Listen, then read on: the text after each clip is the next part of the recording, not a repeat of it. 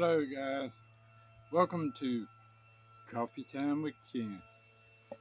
Uh, I just wanted to catch you up on what was going on. I did not get to make it to the property today. Um, I have good news and I have bad news. The good news is I have the tripod. Been needing this for a while. Been propping, my phone up with the twigs and everything. So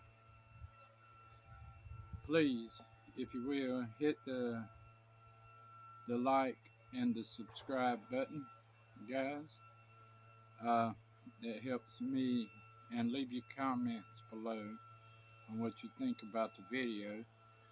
Um, it helps me to understand what kind of content you'd like to see, and then I can produce it. But if you don't leave me a comment, then I don't know, you know.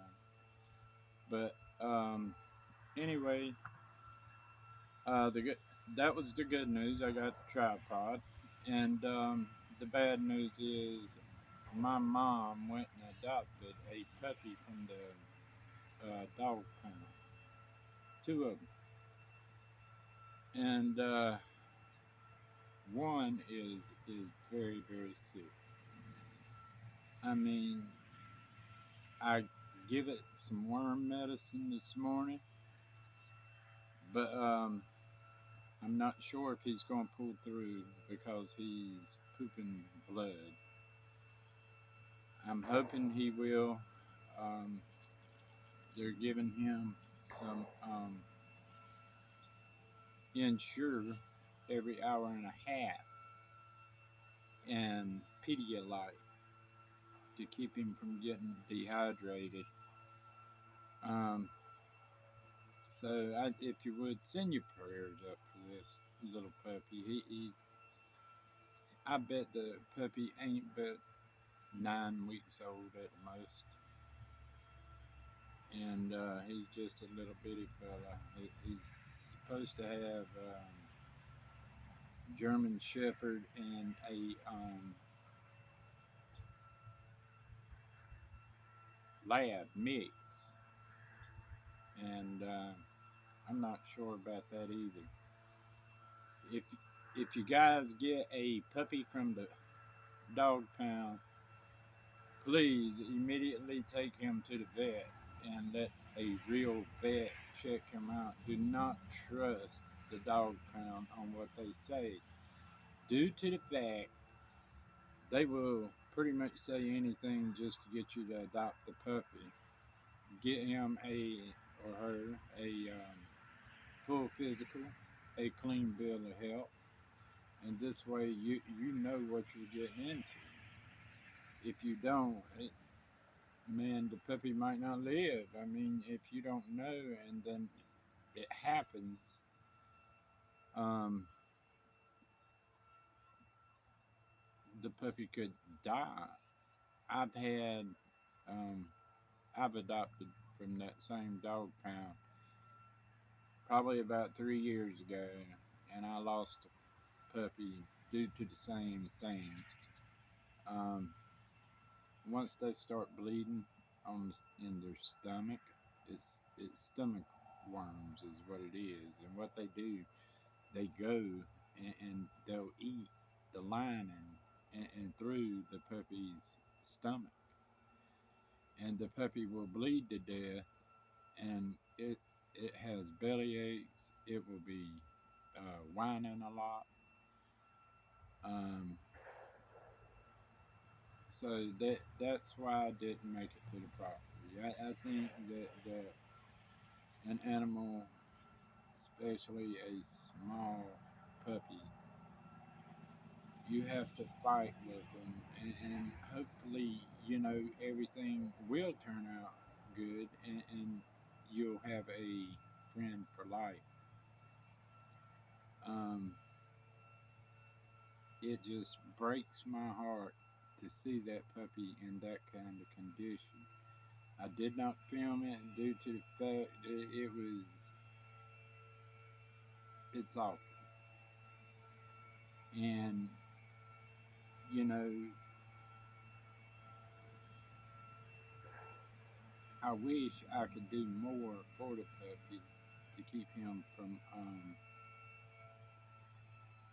you know, like struggling like he is. He's really struggling to stay alive. But please send your prayers up for his name is Jax, as in, you know, the game Jax, Jax. And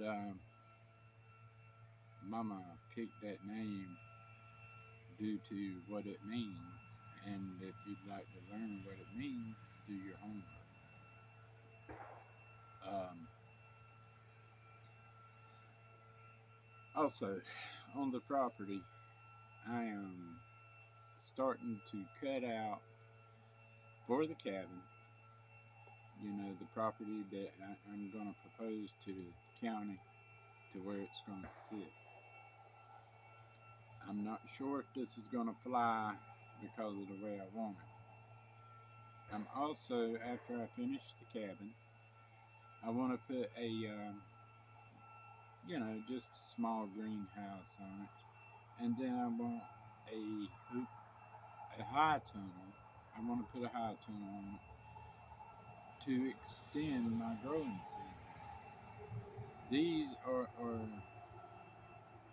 two of the main structures, or three of the main structures I want to put on this property. Also, I want to build a chicken tractor, and I want it to be like a 12 by 12. I'm thinking, or a 8 by 8. I have to look and see, you know, as far as the square footage on the type of birds I want to get. And you know, I'm thinking, you know, just to start with, maybe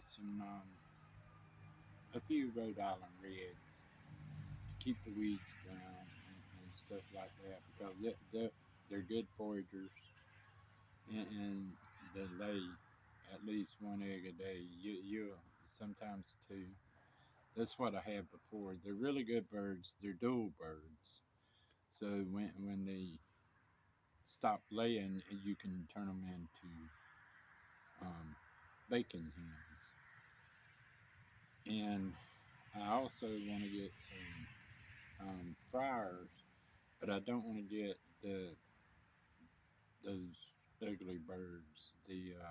I call them ugly birds, but they call them meat birds, and I don't want that because they're the type of bird you got to kill them in a certain amount of time, because if you don't, they will die. And that's just not for me. I'm for the slow growing something, and maybe I'll get the Red Rangers for that. And they're really good foragers.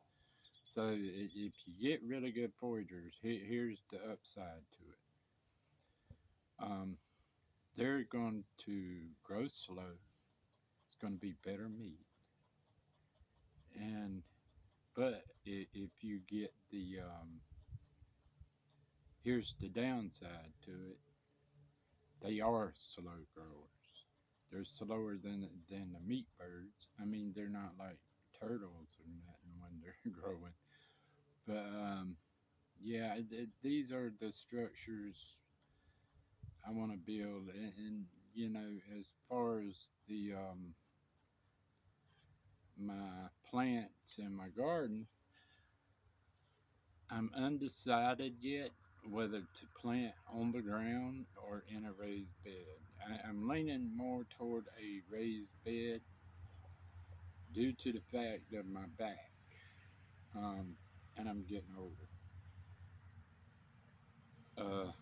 So I figured throughout the years I can school bus, but I can, you know, just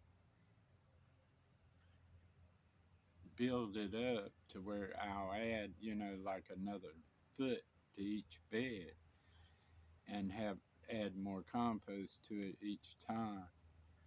And hopefully, 3, 4 years, you got at least a 3 foot high bed, and you can sit on the side of it if you have to so you ain't bending over to weed and take care of this stuff. Because if you don't, you're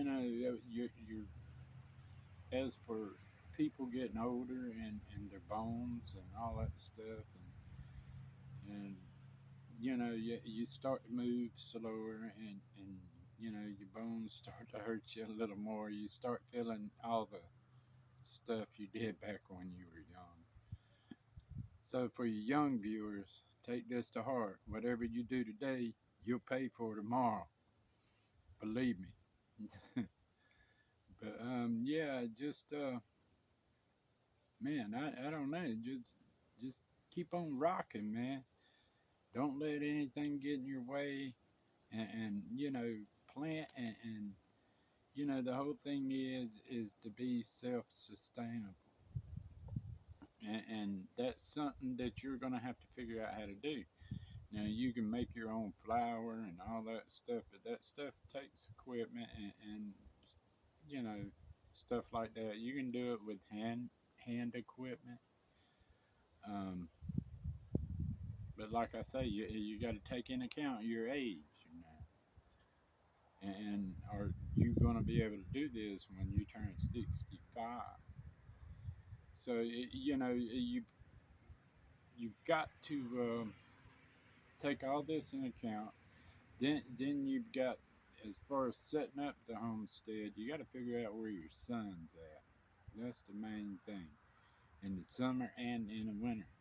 Because if you're going to set up a high tunnel, you need to watch your winter sun, see where you're going to get the sun in at, because that's the way your high tunnel's got to be turned.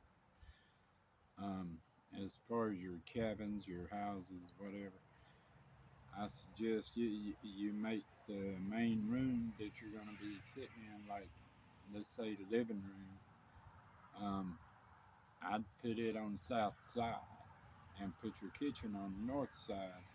So when you're cooking, it's going to heat up that north side of that kitchen, and the um, summer, I mean winter wind, it'll hit that kitchen side, but it's not going to hit the living room side, which is great because if you get a day like today it's 56 degrees right now where I'm at. This is supposed to be fall, guys. This is December 12th, and we're usually colder than this.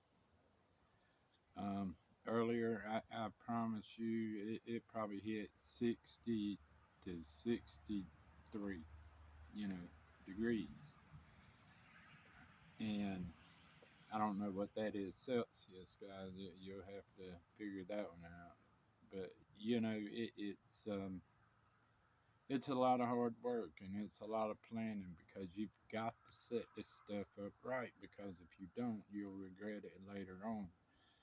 And as far as your well or your water source, you want a water source close to the garden. You want a water source close to wherever you're going to put your animals, because you don't want to be carrying water in buckets for hundreds of yards or whatever. Um, it's all in how you set it up, and I'm trying to get my homework done on all that, and I'm watching the sun as I go over there, and the sun's not exactly in the right place over there, but I think I can make it work. That's something else with Homestead. You have to improvise a lot for um, whatever it is you're doing, and